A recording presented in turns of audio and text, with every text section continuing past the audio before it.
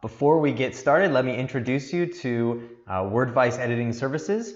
And this is our 2019 admissions letter of recommendation and statement of purpose webinar series. So both of these documents are going to be for graduate school. So let me tell you a little bit about Wordvice's services first. We do edit admissions essays, letters of recommendations, the two documents we'll be discussing in this week's and next week's webinars, and these will be saved on YouTube as well. But we also edit research papers, dissertations, and all other kinds of academic and admissions documents. So before we get into it, I want to remind you that if you haven't registered for this webinar yet, you may do so before October 14th and get 10% discount. And I'll show you later why it's really good to have editing for these admissions essays before you turn them in, if you really want to go to that school. So let's talk about what we are going to be discussing today. Today's lecture is about the statement of purpose, not the letter of recommendation. So please join us 1 week from today when we will be discussing the recommendation letters. So we'll discuss what is essential for the admissions essays, the SOP. We'll talk about the statement of purpose, what parts you're going to need to include, and what the purposes are of each section. How to prepare, what documents you're going to need. And then we're going to start taking a more detailed analytical view of the statement of purpose and look at how you can break it down and create an outline so that it's a little bit easier to write. Brainstorming is going to be an important part of this because once you have asked the right questions that you're going to answer in your essay, you can start to create an outline. And this outline will act as a kind of scaffolding where you can put the details into it. So this is a very important part. No author just starts writing from the top of their head and composes a 1,000-word essay. They have to brainstorm and outline first. Then we'll be going over some SOP or general admissions essay writing tips that you should keep in mind. And finally, we're going to look at some frequently asked questions. So questions that I've heard asked many times when I've done these lectures and that I've seen all around the internet when I research for doing these lectures. So what is the statement of purpose? Well, generally it is an admissions document that's required for programs in the US, UK, but also other places where there are lots of foreign students, international students that want to study in English programs. So Australia, Canada, they generally require something similar to a statement of purpose. If not a statement of purpose, then a personal statement, which is very similar. But please keep in mind that when you see the word SOP, statement of purpose, there is going to be a specific structure and amount of content to include. That includes your educational history, achievements, academic goals, your fit for the school, and your personality, your personal history and interest. A personal statement, on the other hand, is usually a bit shorter, and it focuses on your interest, personal story, fit for school, and personality. So you notice it doesn't usually include as much about your educational history and achievements and even your specific goals because it's shorter. So, but the same principles that we apply to the SOP can be applied to the personal statement, but you might want to get some extra instruction on how to compose that. And then again, next week we'll be discussing the letters of recommendation, which usually are written by referees such as professors or researchers, graduate students you've worked with. But we understand that a lot of international students or people whose first language is not English, if they have referees who also are ESL, they often want the student to write it first and then they will check it. So we're going to show you how to make a stronger recommendation letter in next week's webinar. So today it's all about the statement of purpose. So let's get into it. Some questions you want to keep in mind first is, who should write the statement of purpose and what should it do? Well, again, this is for graduate school. So if you are here for college or looking at the Common App essay, there's going to be some overlap, but this is specifically for graduate school. So this is essentially going to expand on your profile and on your CV. So whereas your CV is bullet points, it lists what you've done, what your skills are, what your education is, what jobs you've done. This is going to expand on it, and it's going to create a sort of narrative, a story.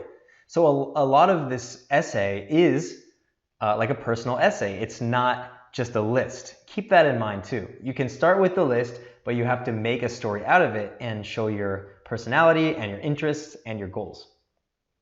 It also needs to cover all of the information that's requested in the instructions for your specific school. So you want to definitely go to the school's, the graduate program's webpage and look at all of the information they ask for in the prompt. If your SOP doesn't answer it, it's very easy to get rid of your application because you haven't paid attention to the instructions. And perhaps most importantly, this statement of purpose should be strong and make you stand out, because if there's 1,000 graduate applicants at your school and they only choose 300 or 500, then you want to show why you're better than those other students, because it's a competition. And so this is what the SOP is for. So this is going to be a little bit of the outline. So think about, from now on, think about this as sections of the SOP. And there's no headings in the SOP, but think about these as paragraphs in a way. So you have the first paragraph or two showing your biography, showing your history, academic history and interests, and preparation for grad school, and reason for your interest in this specific program. Finally, if you have 2,000 words, you can talk a lot more about your academic goals specifically, maybe what your research project is about, what topics you're going to be studying specifically. If you have only 1,000 words, you may need to give a summary of these professional goals. But going into as much detail as you can will give the graduate committee an idea of how prepared you are. And then finally, you're going to discuss why you want to go to this specific school, why you are a good fit, and why the school is a good fit for you. So it's going to be in this general order. It's not mathematical. There are other ways to approach the SOP, but this is a good standard method to approach it, similar to a research paper. Another way to think about it is to answer some questions. So if you ask these questions during the brainstorming, if I read your paper, I should be able to answer these questions through the words and the writing in your SOP. So who are you? You're going to answer the question of like, what kind of person you are, what is your background, why do you want to study in this field, what have you done so far in the field of your choice, how do you want to study? This is your approach and your goals. And then why this university and why you? So sounds repetitive, but we'll go into the details about how you can structure these and answer these questions satisfactorily. So let's discuss some formatting requirements. You can find these out again by looking at the graduate program webpage of your university, but the SOP is generally 1 to 2 pages in length. You should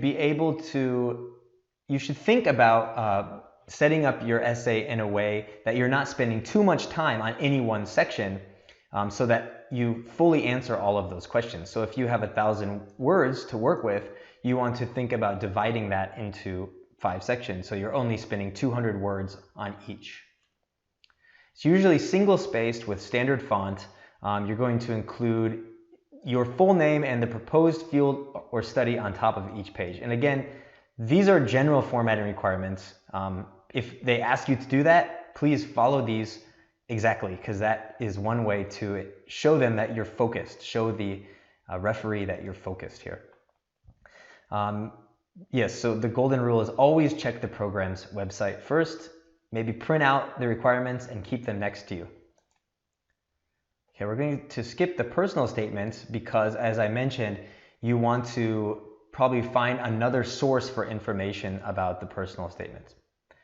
So let's break the writing process down into steps. So step 1, you're going to gather relevant documents, information. This can include transcripts, any papers you've written, your exam scores, publications if you have any, if you're applying for a doctorate program, your CV, any honors. And the reason you're gathering these documents is that it's impossible for most people to remember all of their achievements, what years they achieved, what order. So by having the documents, or at least writing down the important information from the documents, you can put these into your SOP as you create it. You also want to include any professional activities or clubs that you belong to that are relevant. This can mean research that you did between your graduation for your bachelor's degree and entrance into your master's. You can discuss your senior thesis or related fieldwork. And as you probably can tell already, if you're a very accomplished person with a lot of these on your plate, you cannot include everything. So by listing these all out, having the documents all together, it will give you a good idea of which is most important, which you can put in and which you can probably leave out. Okay, so step 2 is to put these documents in the right order and to brainstorm each section by answering these specific questions. So try to write these questions down and answer them naturally, and then we'll discuss how to make paragraphs and sentences out of them. So when discussing your professional interest, this is how you want to start the SOP. Answer the question, what most interests you about this area of study? Why are you interested in this topic, in this area? When did you first start to show an interest? So as you can see, it's like an interviewer asking you questions, but there's no interviewer when you write an essay. But the answers are really going to drive that story about yourself and why you really are on this journey entering into graduate school. So include in this section details about majors, classes, academic experiences, which of your work are related to this field. So if you have any extracurricular experiences such as clubs, science clubs, or lab experience, you're going to insert this into the essay. And I should say right now, as we go along and look at the samples, you'll notice that there are a lot of details. You don't see students with good SOPs who just say, I excelled in my programs, I got good grades in math. They actually name the course programs. They talk about the specific areas that they're interested in. And this is the sort of mind that a graduate student has, right? They're specific. Scientists, researchers, academics are very concrete and specific. So always think about details, details, details when you write. What work have you published or written? Which awards do you have? And again, if you don't have awards, if you haven't published, that's okay. This gives you a lot of options. So if the answer is, no, I haven't published any work, then think about other things you've done. What clubs are you involved in? What classes made you interested in biology or whatever area you're going into? Next section is, what are your short-term and long-term goals? A short-term goal means what are you going to get out of the next 2 years of graduate school? Long-term goal it could be, how do you plan to transition to a doctoral program? What sort of profession do you want to go into? What is your life's goal? What is your objective? What are you looking to do with this education? So what do you hope to accomplish academically? What sort of professional work do you want? And again, I'll keep reminding you, these are questions that you can actually sit down and answer first during this process. There's no right answer. You're not worrying about how to write correctly. You're just answering the important questions so that later you can focus on putting them in order and writing well. A few more questions.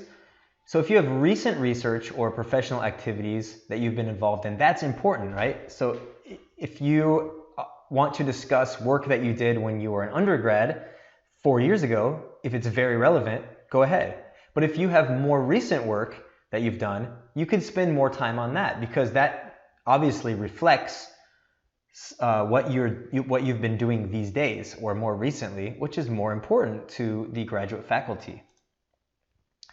And finally, the last section, a lot of applicants I see tend to skip this, but you want to answer, why are you interested in this university?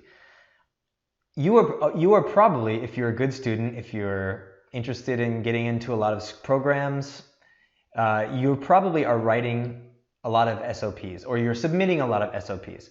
What you don't want to do is simply send out the same SOP to every single school. You want to spend a little bit of time discussing what this program has to offer. Which courses and professors interest you? Name names. Discuss the actual title of the course. What makes you a good fit for this institution? In this section, you can use the school's mission statement or talk about notable people who graduated from this program. So any details you have, it's almost like you're showing your research through your essay. What will you specifically bring to this program to make the legacy better? To, why should they let you in? That is the question here. Okay. You also want to think about why you're special. I mean, that sounds really, a lot of people, especially academics, don't want to brag about themselves. But by talking about your specific achievements or your abilities or something you've overcome to get to where you are, that can show the faculty why you're a different kind of person, how you, through a certain struggle that you had. For example, if you were out of school for 5 years, working in another field, or if you were a stay-at-home mother or father, you can include this in your SOP and discuss what led you to that and what did you learn from that and how did you get pulled out of that. So that sort of human struggle is something to include.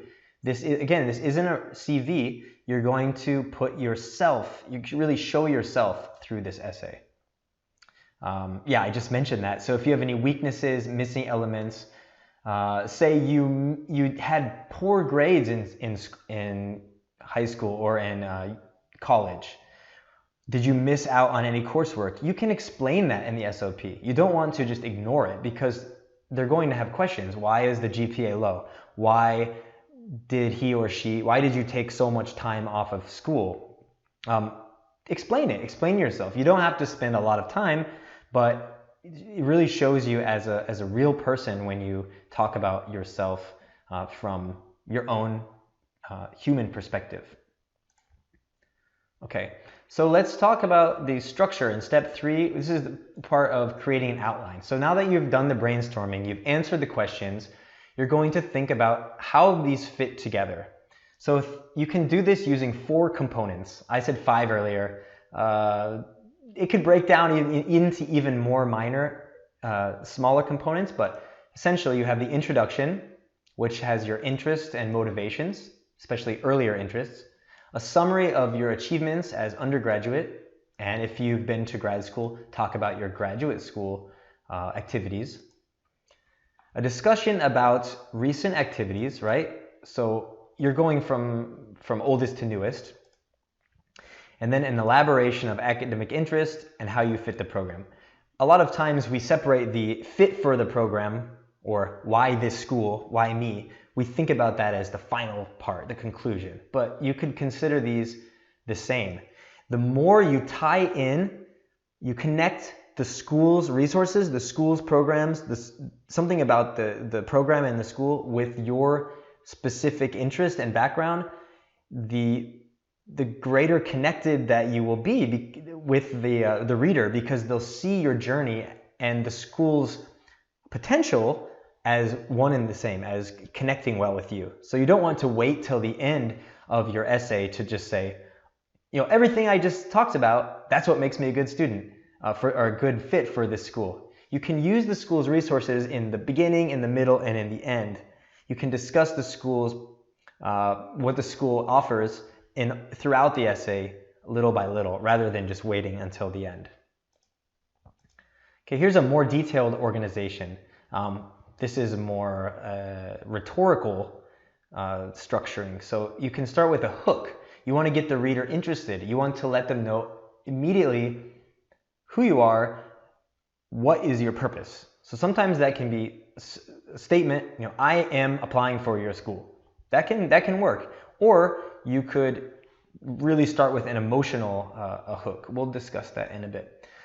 Second, a segue, transitions from what your purpose is, what your passion is, into where you came from, what was your background. And during this section, you're going to give a specific, detailed account of your academic background. Again, classes, professors, what did you gain? How did you achieve in these courses? What changed your mind? What made you interested?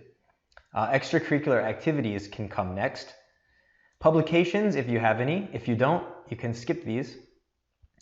Explanations about any problems in your background. Again, if you don't have any problems, if your life moved from successful educational experience to success, great. Then you really want to show those details, because we aren't robots, right? We're humans. So you really want to show how you used your situation to your advantage, whatever that is. If you had a bad situation, how did you overcome it? If you had a great situation, how did you get the most out of that and use your intelligence and your academic acumen to the fullest extent?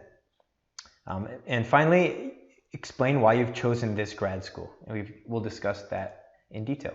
So I've done this section in previous webinars, but we're going to look at the SOP instructions for Stanford. And when we look at this SOP, I'm going to go a little bit fast. I don't want to read through the entire thing. I want to point out some important elements that this writer is including and show you how you can use those to structure your essay. The first step, again, before writing your SOP or submitting your SOP, is to read the university's, the program's instructions. So here, these are the Stanford instructions. Describe in your statement of purpose A, B, C. So make sure that you discuss your reasons for applying to this program, your preparation, your research and study interests. Make sure you discuss future career plans. So if you totally leave out career plans, the reader is used to reading these essays, so they have a sharp eye. They know. They might ask, well, who did they write this SOP for? Did they write it for Harvard or Duke, or did they write it for Stanford? So make sure that you are answering these questions. And then at the bottom, you can see some formatting guidelines, instructions. You may upload only one file. It cannot exceed 2 pages, single-spaced, Western European setting. So if you miss these, if you totally overlook this, I mean, what kind of a graduate student doesn't read the details of the instructions for something so important? So make sure to pay attention to these instructions. Okay? And again, you will be able to find a PDF of this webinar on our website. We're going to be putting it up in the link that is used for this webinar. So you'll be able to find these instructions about this university and a lot of the information in this webinar on our website. Okay, so let's look at a sample statement of purpose for computer science. This is from Stanford University's best of SOPs, right? Ones that worked. So we're going to go through these in terms of paragraphs. I believe there's 7 or 8 paragraphs in this one. And going back to this section, try to apply this outline onto the SOP itself, onto the essay. So these 7 sections, and see how they're broken down. And again, this essay is 2 pages maximum, so maybe a little bit longer than some, maybe right in the middle of the length requirements for most SOPs. So you start with the introduction or the hook. Due to my lifelong interest in the field and upon consideration of the merits, I am hereby applying to Stanford University for admission to the PhD program in computer science. There's a lot in there, right? The author goes right for the purpose of why they're writing this essay and what they want to do. So the first sentence captures the reader's attention. It tells them what the author was interested in, and it mentions the school by name, it mentions the program, and the specific major by name. So everything is in this first sentence. And keep in mind when you read these paragraphs that almost every one has a topic sentence, right? And a topic sentence is kind of the thesis of that sentence. It's the main argument or the main idea. And the following sentences give more details about that idea. That's really what makes an essay work is structure. And the structure is the sentences where they're like they're main arguments with details. Okay, and they go on to discuss the particular area of study and go into even more details. If you have these details, great. Design and analysis of approximate algorithms. They know exactly what they want to do. They don't just say, I'm really interested in computer science. Well, so what? There might be millions of applicants who are interested, but what exactly are you interested in? And this is a good foundation for this paper. Okay, in the second paragraph, the student segues, which means transitions, into their background, interest, and motivations. So I want you to notice right away they use these signal terms. I'm going to call them signal terms. My interest in mathematics.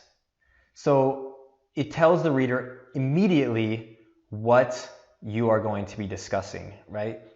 You're not starting the sentence with mathematics. Mathematics is an interesting subject. No, by saying my interest in mathematics, it tells the reader that you're going to be discussing your journey, your narrative about what made you interested in math. So these are some signal phrases or template phrases. This interest has only grown.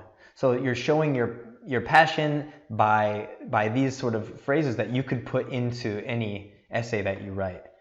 You have details here, International Math Olympiad. So what they did in college, their extracurriculars, their specific courses that they took, elements of discrete mathematics, combinatory and graph theory.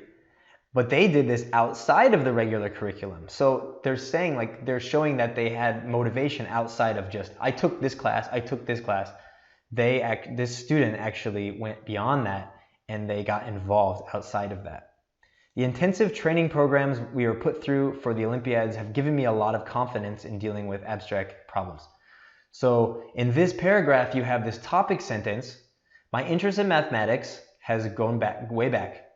Well, where did it start? It started in high school and college. Well, what's the details? What did you do? Well, I did this, Olympiads, and in Olympiads we discussed this. Okay, so what did you get from that? Well, it gave me a lot of confidence in dealing with mathematical problems.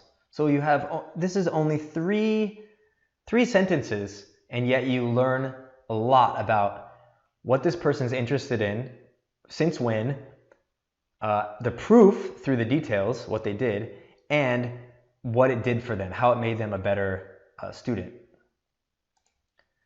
Okay, and the third paragraph, we're going to summarize your undergraduate career or your academic background. So I won't go through all of these, but we'll look at the topic sentence, the details, and then the end of the paragraph. So we have, my exposure to computer science began after I entered Iowa State. So they mention their undergraduate program. They talk about the details of this program. So excellent facilities, courses, and faculty. So if they just said that, that's nice, but it's not enough detail. So what are the courses? Here's the courses. And if there's specific professors, they might mention the specific professors here.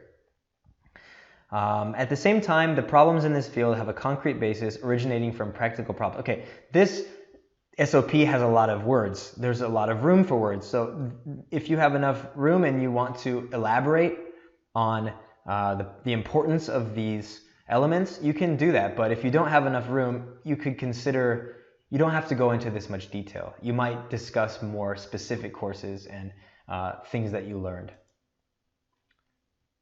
Okay, here's another point to think about. How did these courses challenge or intrigue you? What did you learn that really pushed you? That's something to keep in mind as well.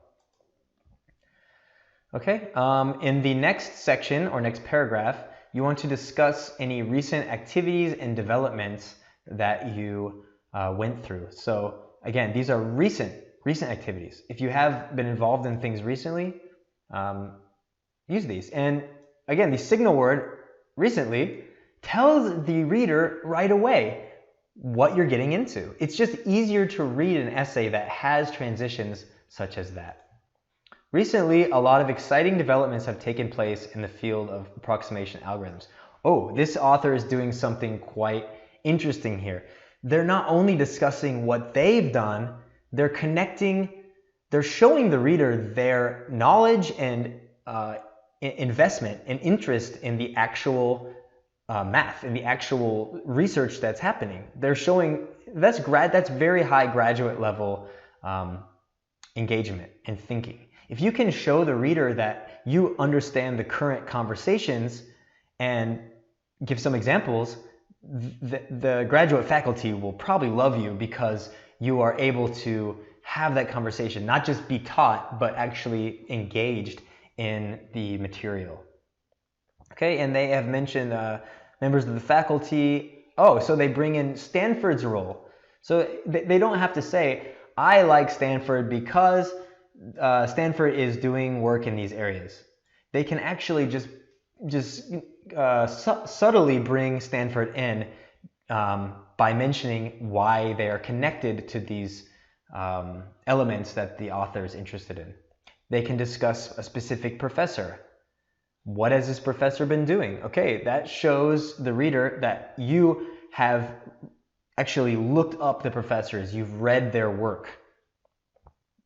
Okay, and the last sentence here, I find them very fascinating and I intend to work with problems of a similar flavor. So these, you have some emotion, right? You have emotion in some of the final sentences. It's kind of not as many details, but stronger words. Fascinating. You've already given the details, so the author is able to just use a power word like that, and it's okay because you don't have to ask, what do they mean by fascinating? Well, we know they've shown exactly what they mean.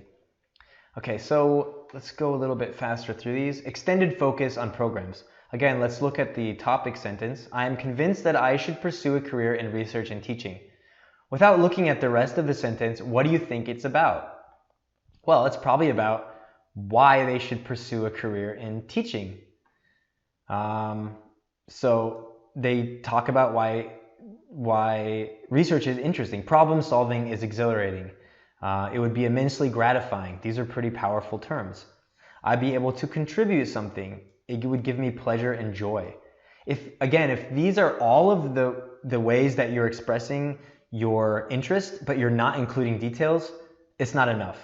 But if you add the details with the power words, with the emotional expression, you get a lot out of that, right? You can see that it's almost like the proof, the evidence is in the details, and the passion is in the words.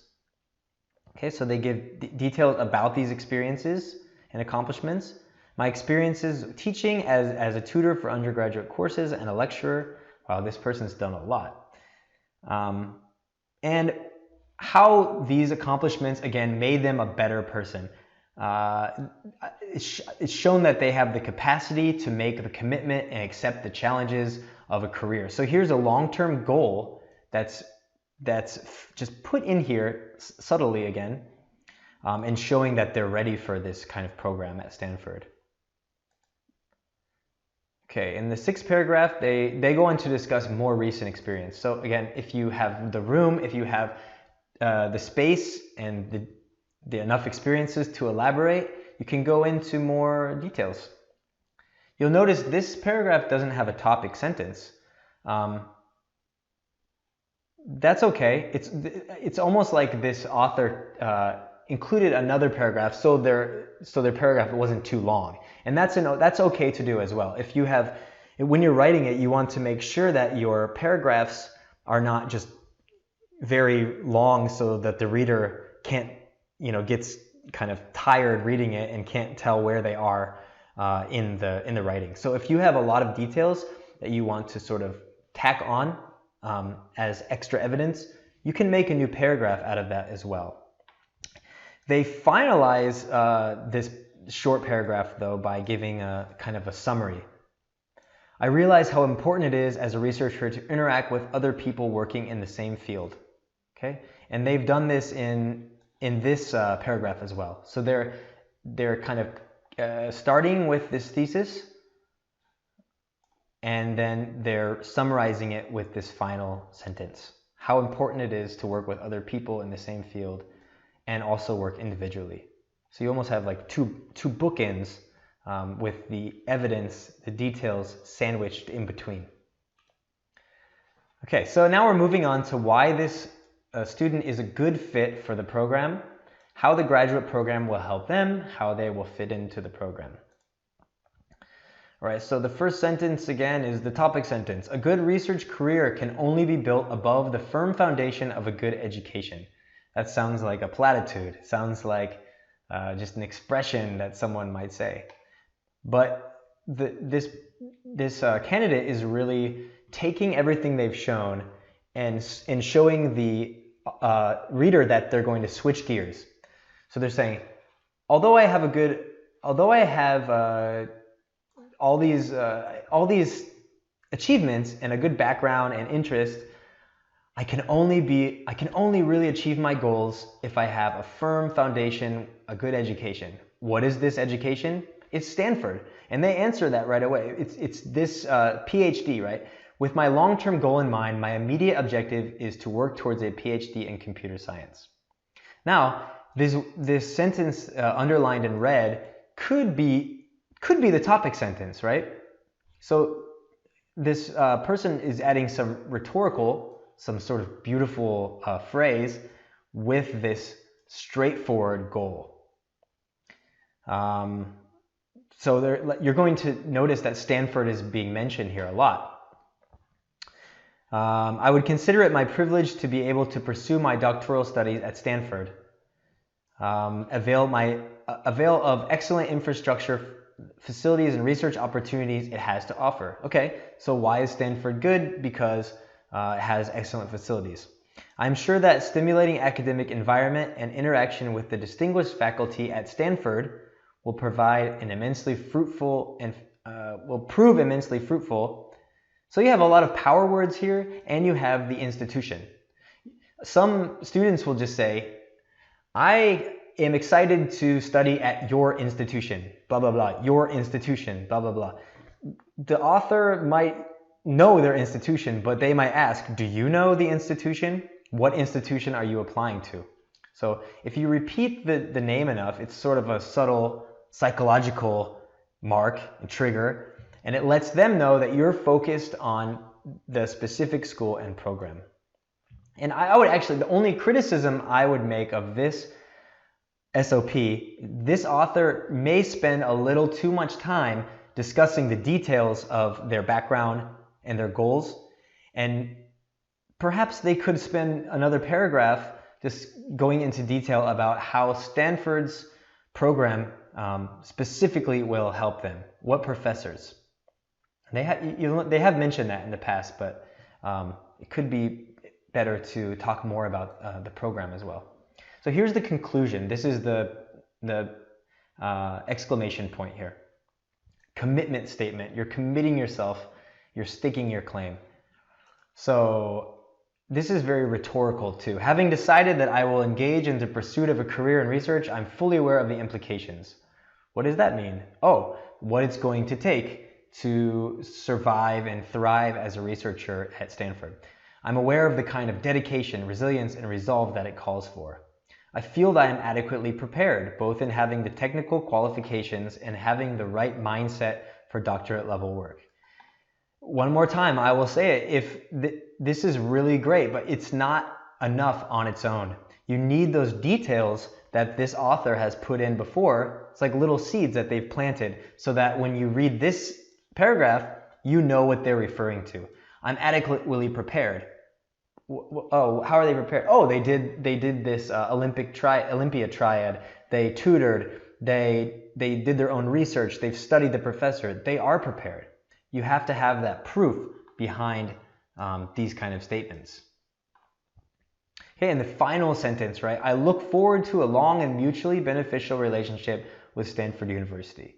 This is fairly standard template language. You could take this and put it in your essay and change the university if you want to. It's not the most important line, but it's nice to have this exclamation point at the end of your essay. Okay, so let's look again at this. Actually, let's take a little break. This is going to be about 45 minutes to an hour. I don't actually have a clock, so I can't tell how far into it we are right now. But voice is getting a little tired as well. But let's look again at the detailed outline, the organization. We had the hook, the segue, background, classes, professors, extracurricular activities, etc., etc. And let's see another essay that answers the questions and actually we'll break down the essay into smaller parts and we'll actually try to create it ourselves using the questions that you answered in the brainstorm. Okay, so this is a hypothetical situation. I actually created this student's profile.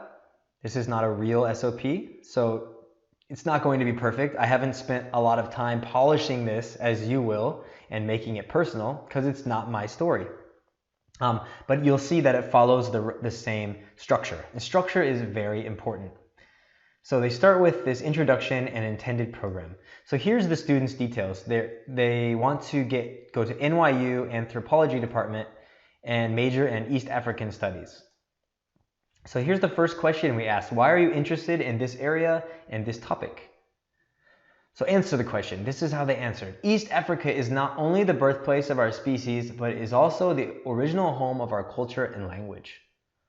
Okay, so that's a good way to answer it. You're not explicitly saying, I'm interested in this because you're starting with more of a prose or a poetic way of addressing this question.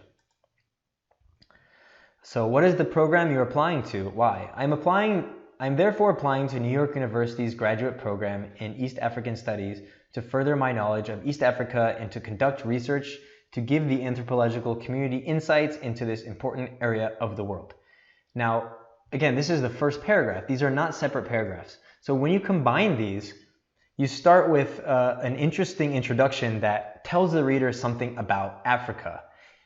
You could say, I'm interested in East Africa because blah, blah, blah. But by using this non-direct or this implicit kind of device, you're making your writing more interesting as well. But you're immediately talking about how you plan to study, what your purpose is in writing this SOP. So this is the first paragraph, and we can include some more details that support this statement. My further goal is to obtain a PhD and to eventually teach anthropological techniques to other researchers.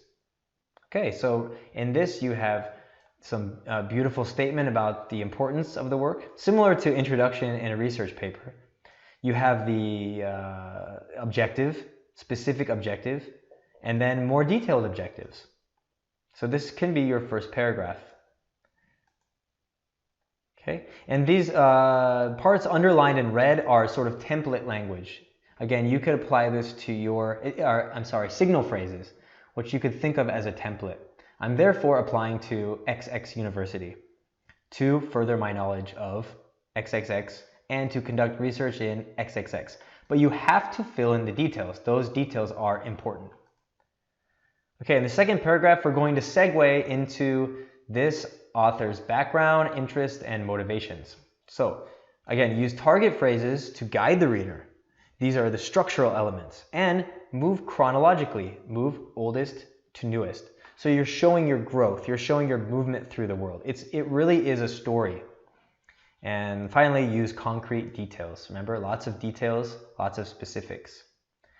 So when did you first start to show an interest? How did you exhibit this interest? Remember, these are the brainstorming questions that we looked at before.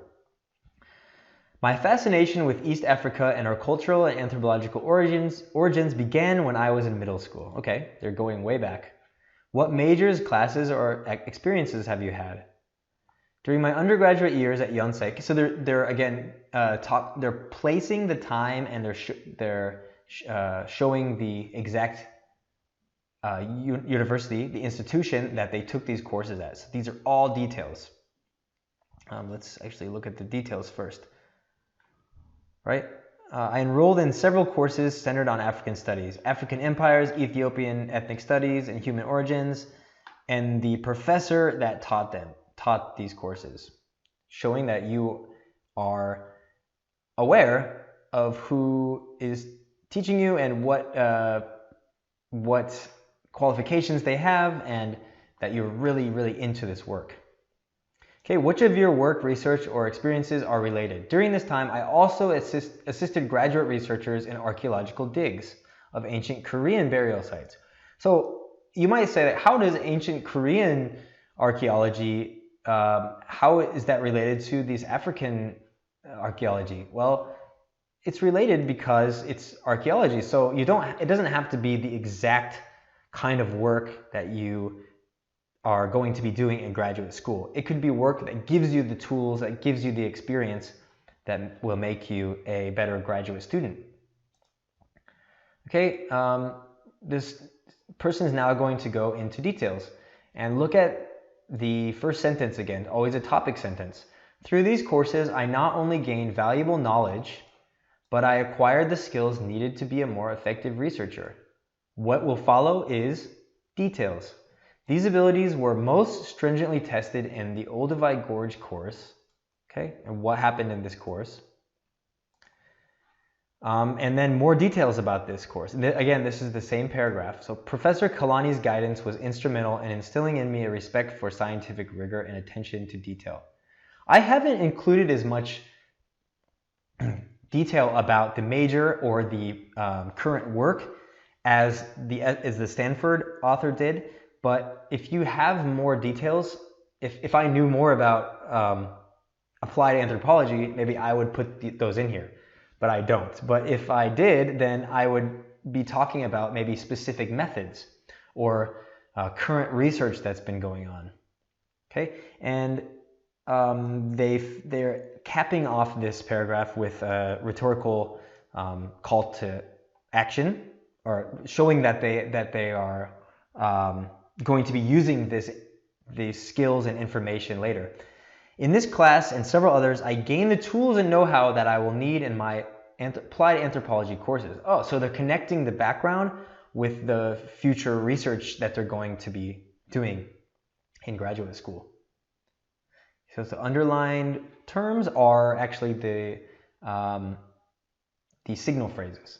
Through these courses, what did you do? I gained valuable knowledge about XXX. I acquired skills needed to do what? To be a researcher, to excel in computer science. So you can use a lot of these signal phrases to structure your particular essay if you're worried about how to write sentences in general. There's a lot of tips that you can learn through just reading other work, other SOPs. Okay, so when you write about extracurriculars or other activities, start with the most relevant and move on to others that might be less relevant. So this might not be chronological, but you want to discuss the most important things first here, right? So on top of my anthropological study, I also enjoyed a student archaeological group. So the first most important was the anthropological study in the class. But next important, what might be this group that the student joined. And then they give details about what they did during this in this group. This group led expeditions into active archaeological sites around the country. Good details here. If they were involved in any other activities, then you can tell those as well, especially if you don't have published research or any more closely related experiences. You could talk about other peripheral skills. So here I was the vice chairman of the Yonsei swim team. Why would you include this detail? I'll give you a second to think about it. Well, I would imagine that just if they were simply part of the swim team, maybe that's interesting, but the fact that they were the vice chairman is going to show some leadership ability.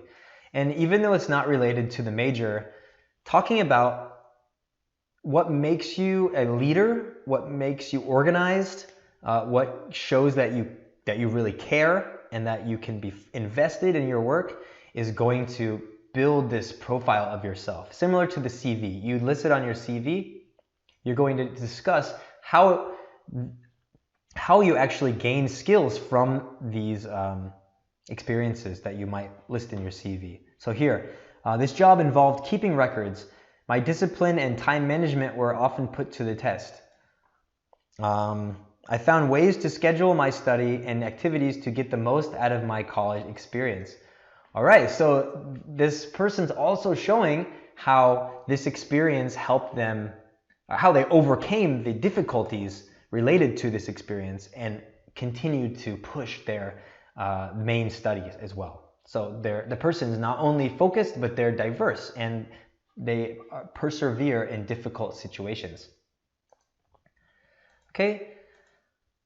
So this researcher, I cannot remember if I had her or him publish. No, I don't believe so. I wrote a thesis paper entitled Tools of Early Hominids, a Comparison Study. And I submitted it to several anthropology journals.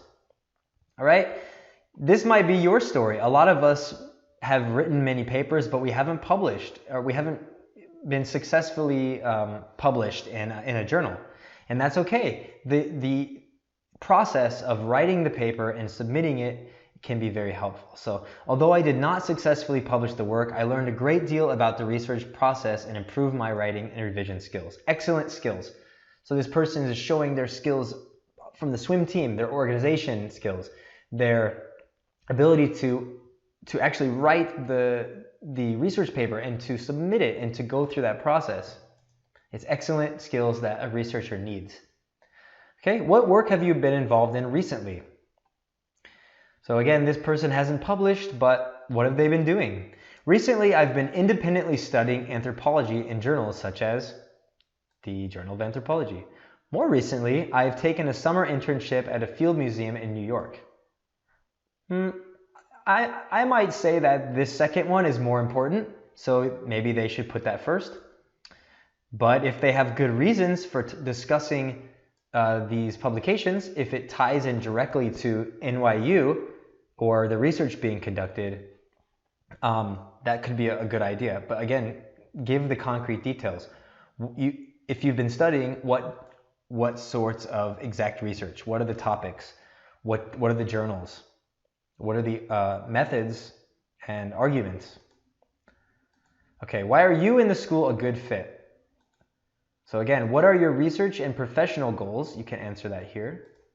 And how does NYU help you achieve them? So look for NYU here. Okay, we can see right away, NYU Graduate Anthropology Program.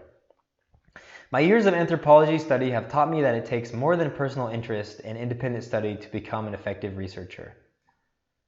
A network of colleagues and peers with experience and vision is key to success. So they're going to show what the network of colleagues and what experience. Okay, here are the details. I am especially interested in the pro seminar in archaeology. So they're already looking forward to a specific course and a specific professor. And what will it do?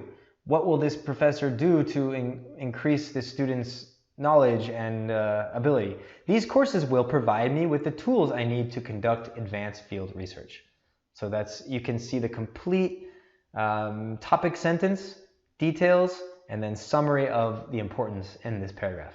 If you structure 6 out of 8 of your paragraphs like this, you're going to have a very well-organized essay. Even if your writing isn't beautiful, if you structure it right, it's going to be easier to read, and the people reading these essays really appreciate it because they have to read hundreds and hundreds, if not 1,000 in a year. So if your essay is easy to read and clear, they will appreciate that and they will get the important details out of that. Okay, what will you bring to the school? So the school's great, but let's summarize what about you is so important that will help NYU. With my long fascination with anthropology and my proven dedication to study, praxis, and working as part of a team, I believe that I would be an excellent fit for this program. Okay, okay, one more sentence. Furthermore, my background in African archaeology would bring a much needed area of specialization. Okay, I like this sentence. If all you see is this, it depends again how many details you've included, how many specifics you've already discussed, then this is fine. But I do like that they talk about their long fascination, proven dedication, study, and then they actually add more details. So they're summarizing what they've shown already, and then they're saying furthermore, specifically, it's a good transition. Specifically, my background in X would bring a much needed area of specialization to this department. So if let's pretend that you are going to a psychology program, but your background is in psychology, but also biology. So if your interest is somehow using both of those in your graduate program, you could mention this. You could say you've studied biology as well, right, as an undergrad. So you could say my background in biology will be an excellent addition to this program because I can show how the intersection of these two fields fits in with modern psychological theories that I will be exploring. So there are many creative ways to show why your background and your interests are special. This is how you are special, right? Okay, so the conclusion here, you always should have a conclusion. If you don't have enough room, you could write one more sentence here. You could write, this is why I am applying for your school. But if you have more room than that, you could write a sort of elegant, eloquent conclusion paragraph. So what's the most important thing you want to say that you want to put a stamp on your essay? Considering my extensive experience in anthropology, my work alongside researchers, and my science-related leadership, okay, summary, comma, I believe I am an ideal candidate for this prestigious program. The NYU Graduate Anthropology course or program provides researchers everything needed to focus on studying the development of human societies. I look forward to starting a fruitful career. Now this is flowery language. This second to last sentence is something that you can include if you have enough time, if you haven't spent a little bit more words on the details. So there's a little bit of flexibility you can see, right? This student might not have a lot of experiences. They haven't published, they haven't taught classes. So they're going to be going into more detail about what the program means to them and other related activities and experiences and interests they have that make this program a good fit, and makes them a good fit for the program. Okay, and then in the red here you can see some signal phrases. Considering X, I believe Y. Considering my excellent performance in these courses, I believe I'm an ideal candidate. Okay, and then mentioning the school, and then this final stamp, I look forward to starting a fruitful career. Or I'm very much looking forward to beginning my academic training in this program, etc. This is not the most important thing to craft, but it's a good thing to include to sort of put that final nail in your essay. Okay. Okay, so we're going to go into some things that you need to keep in mind. It's not exactly brainstorming, but you want to make sure you include these elements, right? So using linking phrases at the beginning of the essay to mention the school. We discussed mentioning the school. How do you actually put that in there? Well, you can discuss what your passion is, what your interest is, and use these underlined signal phrases. Now lead me to seek out the opportunities of this school. So instead of saying the Rhode Island School of Design is really excellent and will feed my passion, you can use this as a sort of template. My passion for X now lead me to seek out the opportunities at Y school, at this school. Here's some more ways. And I said that at the beginning of the essay because we'll show some more that work better towards the end. Rhode Island's MFA in design is one of the most lauded in the country. Okay, this would also work in the final paragraph as well, but just keep in mind that you should use the school where appropriate. Connect the school and the activities at the school to your activities and interests more than once, right? Throughout the essay, you can do that. Let's look at some more. This is the kind of technique that Rhode Island anthropology program strives to provide. Rhode Island is an example of a school that promotes these values, these goals, these ideals. So before this sentence, you obviously have details.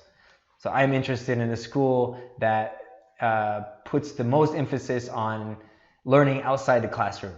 Rhode Island is an example of a school that promotes these goals. Okay, I've cultivated a long history of study and research, activities which I believe I can extend at your prestigious institution. This is a great phrase. You could just copy and paste this into your essay, but make sure that your entire essay is not composed of these kinds of sentences because you need details, you need evidence.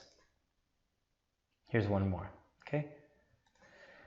So again, begin each paragraph with a topic sentence. Let's look at one more paragraph and look at the structure for this. This is extremely important to making an essay that readers want to read, no matter who's reading it.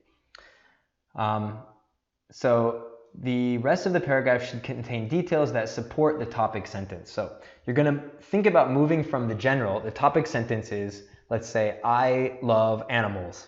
So what are the details going to be? Well, they're going to be reasons why you love animals, and they're going to be animals that you love. So when writing every paragraph, try to make it at least 3 sentences so you can include these details.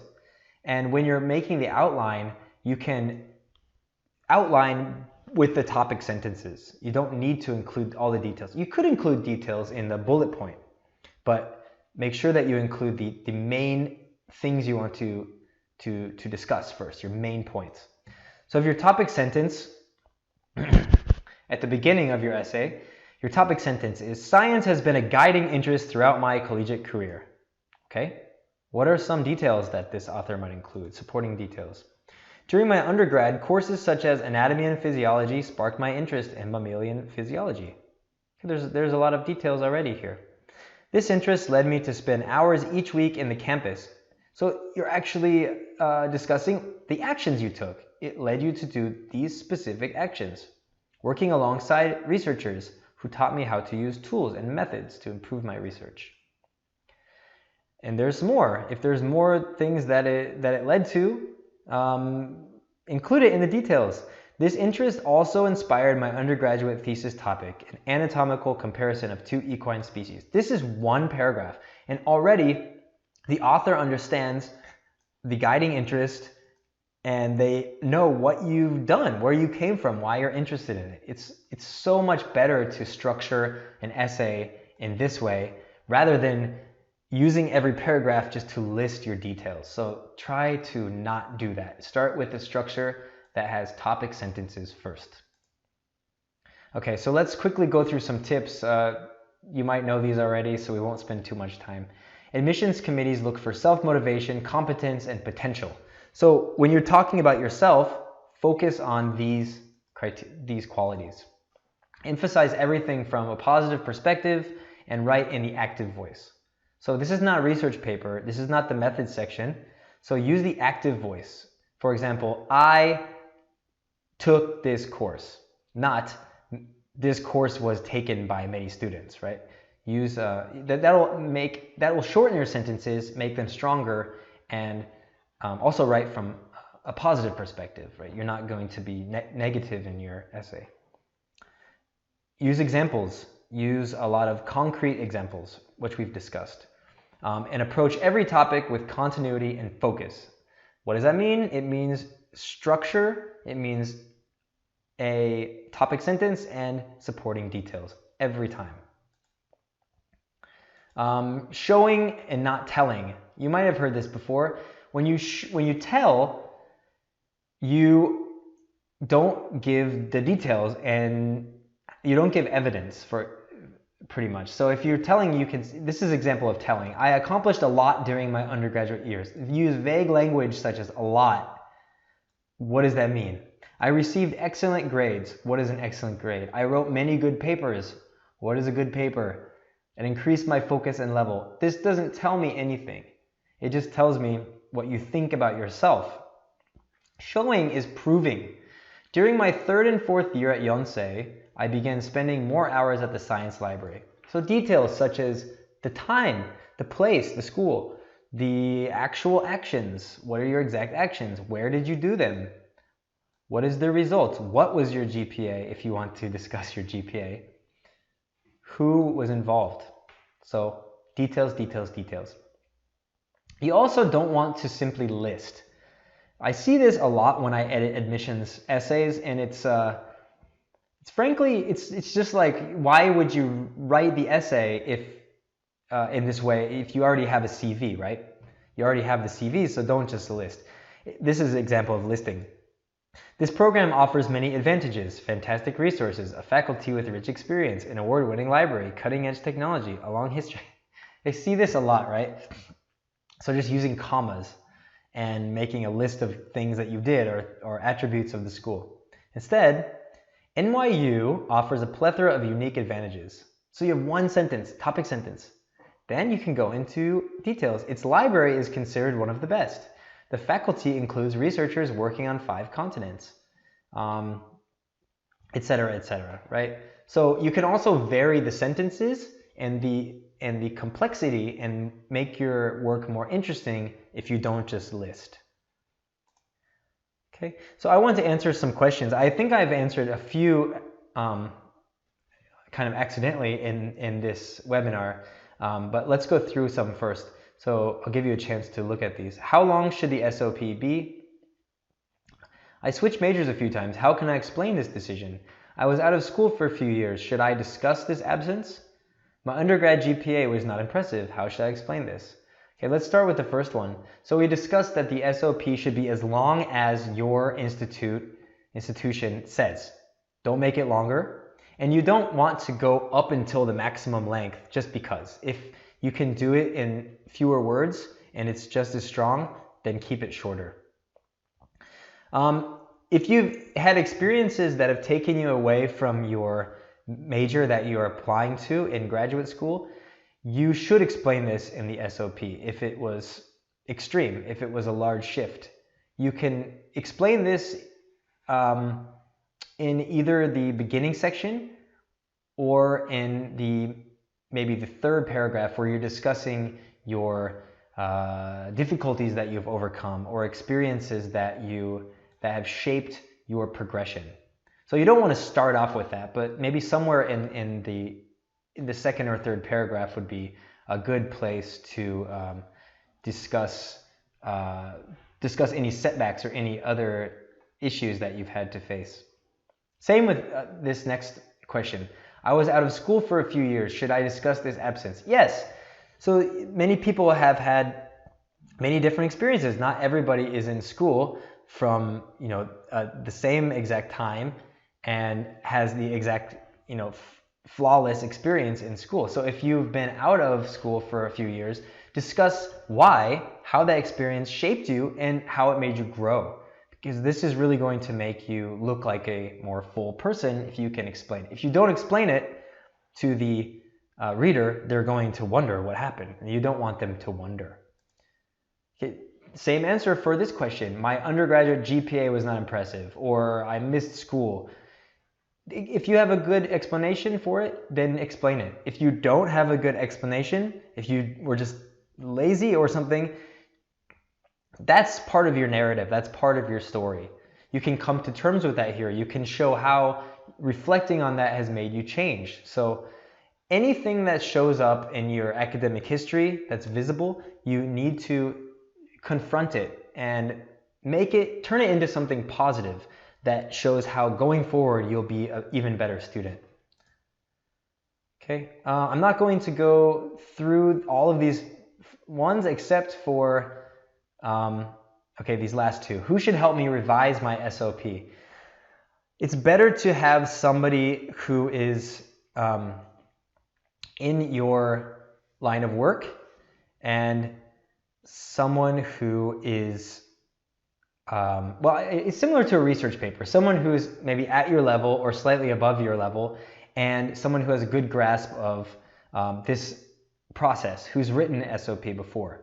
So I would suggest someone who's perhaps a native English speaker, and someone such as a professor or a reader who has read a lot of these admissions essays.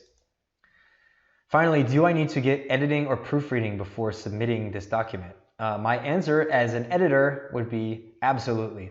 Even if you're a native speaker, it is really helpful to get an outside opinion and to have somebody show you where to strengthen this, to strengthen your writing. That could include content, structure, flow, style. There are so many elements that can be improved, and proofreading is invaluable, and style editing can help your work be even more compelling.